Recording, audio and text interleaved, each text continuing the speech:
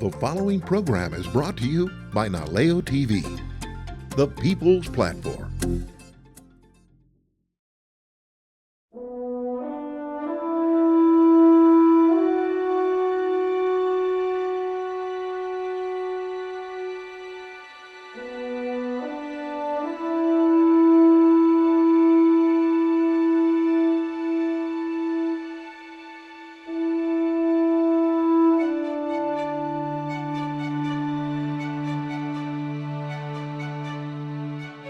So my name is Wai'ala, and I'm named after my tutu, who's from Oahu, and it means fragrant flowing water.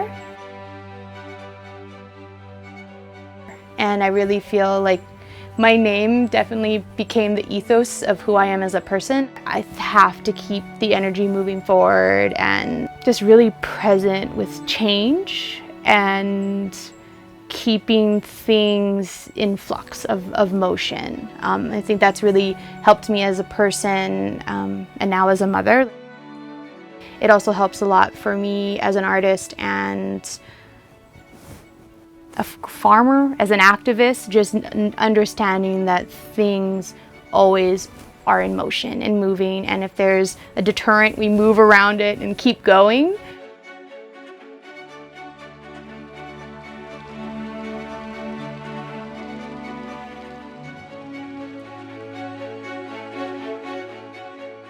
Like, plants are one of our biggest teachers and storytellers, and they tell us so much. And I just really want to be of service to their story and translate it in a way that others can receive it. However, in whatever form, if it's a pigment, if it's a cloth, if it's a flower, if it's a seed. Indigo, dates back hundreds of thousands of years. It has its roots in Africa. It has roots in China. It's in Japan.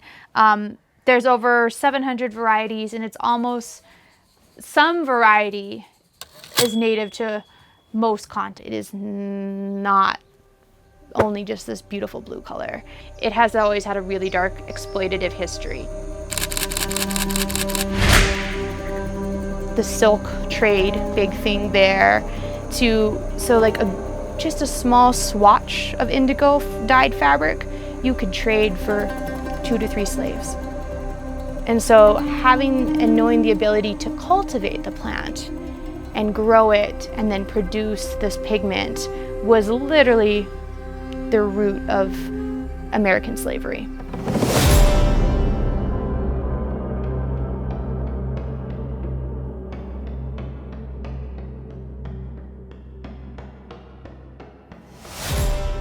People say that we have something called Hawaiian indigo. It's a very distinct color. It is a distinct color, but it is not Hawaiian.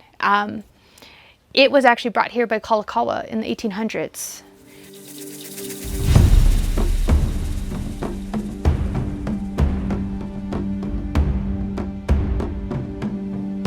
So when Kalakaua was traveling the world doing his treaties for the Hawaiian kingdom, our main focus was agriculture. Oh, it makes so much sense. Tourism now, but he had gone Europe all over and was really looking at what was booming, what was happening there.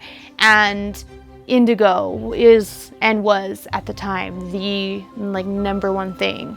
So Kalakaua brought indigo seeds back with him, and there was 2 farms that were cultivated. One was on Oahu and one was here on Hawaii Island in Kalapana, where my life started. So it's interesting.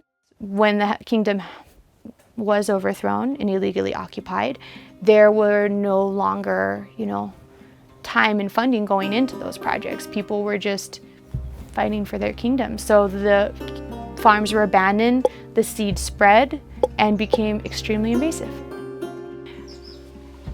That's its history. But how we individually work with it as farmers, as artists, as makers, it is a plant. And so we should think about this with all plants.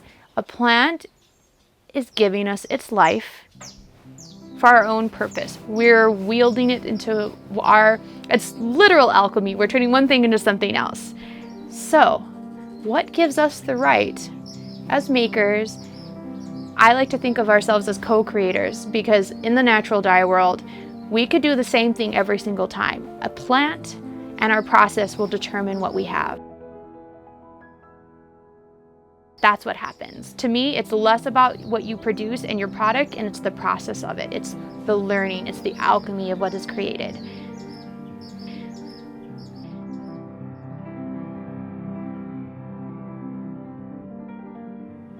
Growing up as a laymaker, your relationship with your plants and what you're harvesting is super important. Always being in reciprocity and showing respect and aloha for them. And the greatest gift that you can share and give someone is your breath of life, your ha. So what I usually do is when I'm in the garden, I ask permission. And even before I ask permission, I just offer my breath to the plants and acknowledge them. I always put my hand in the dirt and just say thank you, because all of their little roots are holding together and just they're helping each other out. So I usually say a prayer and a thank you to them, and then I give my breath. And the wind usually responds to tell me it's okay for me to gather. So this is part of our dye garden. We have calendula, marigolds, dahlias, and cosmos and zinnias.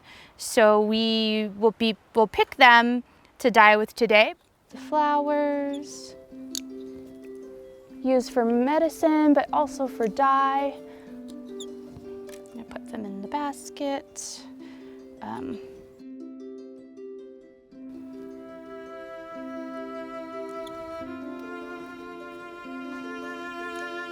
Plants, like the earth, are the most selfless.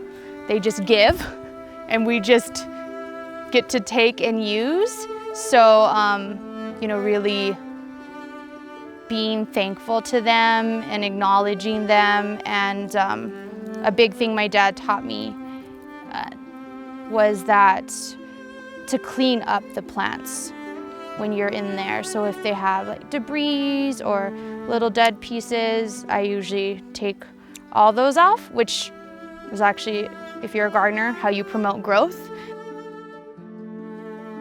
I definitely have always grown up appreciating plants. I love them, and they were my first friends when I was really little. So honeybees are always all supposed to go home at night or they won't survive, but we almost every morning have come out and found honeybees sleeping in the folds of these petals. He's happy. Cute. Hi. Bye-bye. Through the process of working with plants, I have definitely changed my outlook on seeing them as whole versus, not just one part or one use of them. And not even the word use, that's such a arbitrary word, I think, when you're really in relationship with something. But just how we can create together and how we can honor the plant and keep them with us longer is really, honoring their lives has been a really big thing for me, and how that looks. It's that reminder of how I'm conducting myself. Am I being in reverence? Am I seeing this plant for more than a petal or a leaf or a stick? Am I seeing it as an embodiment of something that gives to us, that nourishes us, that is an elder? And how will I conduct myself in front of my ancestors? I speak thoughtfully. I act kindly. I have respect and I have reverence. And so for me, that is what this dye practice, though it is an art form, that's what it means to me and has meant for our family as we grow in our practice and we grow plants and we learn their stories, and how do we show up for them the way that they show up for us. I'm learning all the time. Everything has a story and a purpose and an intent, and just for me it's learning what that is so that I can see them in the way that they were meant to be seen. How they are here is not how their people know them and see them and the reverence they have for them. So it's, for me, a lot of navigating how to see things in ways I've never would have thought to see them before.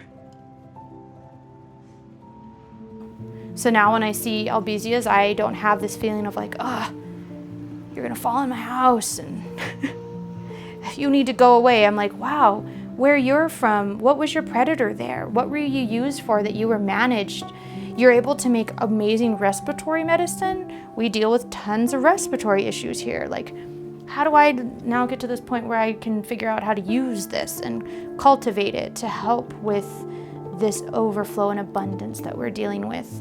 You are so loved where you are from. I want to build that relationship with things that I may not have had or would have had if I didn't get to know the plant from the people that hold them dear. And it all started for me in a practice of wanting to honor plants the way that my ancestors did.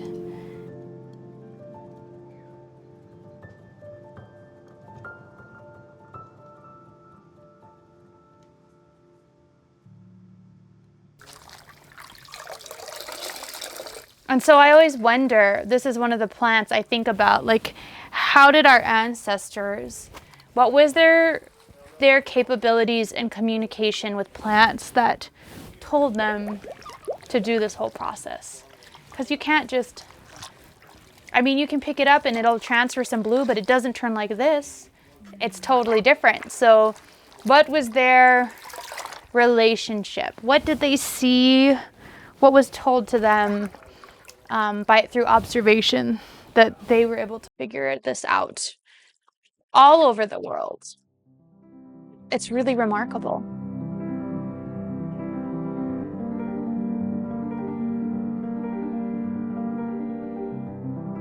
And that's what really speaks to my, my na'au, to my soul. And I was like, that's the thing. It all makes sense to me.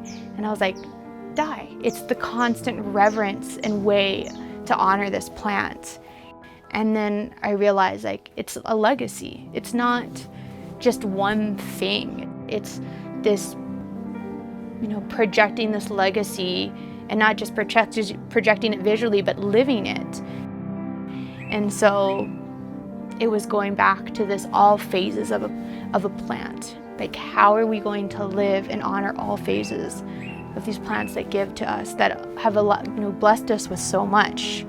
And that's when we're like, we're gonna grow more flowers, and we're gonna offer flowers to other people that have relationships or want to grow and cultivate relationships. And then they're gonna be honored in their fullness as they're budding, they're blooming, and then when they're done, we're gonna turn them into dye and create them into something else that can continue to live on. And that just really was like an aha moment of just honoring this plant, or whatever plant it is, these flowers, these